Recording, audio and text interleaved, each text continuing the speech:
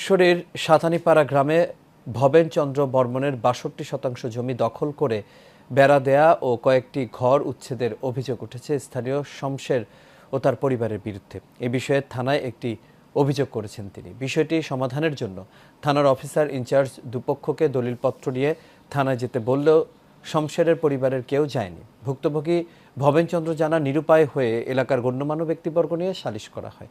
এতে দুই পক্ষের আইনজীবী একত্রিত হয়ে তার জমি সঠিক আছে বলে রায় দেন, কিন্তু রায় উপেক্ষা করে নানা হুমকি দিয়ে আসছে শমশেরের লোকজন। তাই জমি ফিরে পেতে স্থানীয় প্রশাসনের হস্তক্ষেপ কামনা করেন তিনি। কোনো কাগজপাতি নাই, এখানে একটা সালিশ হচ্ছিল, সালিশের মধ্যেও তারা কাগজে উদ্ধ হয়ে যায়।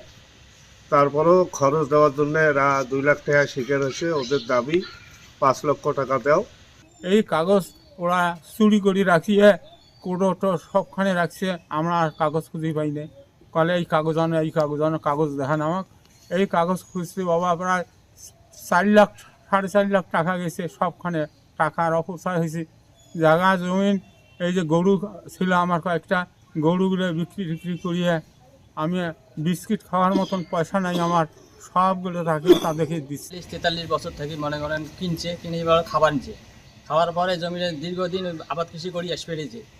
এই রাতের অন্ধকারে এই জমিটা ভোগ দখল করে। মজু আসিয়ে হঠাৎ করে ভবেন কেরানির জমি দখল করে, টাকা দাবি করে। তারা আমাদের জমিটা দখল করে আছে।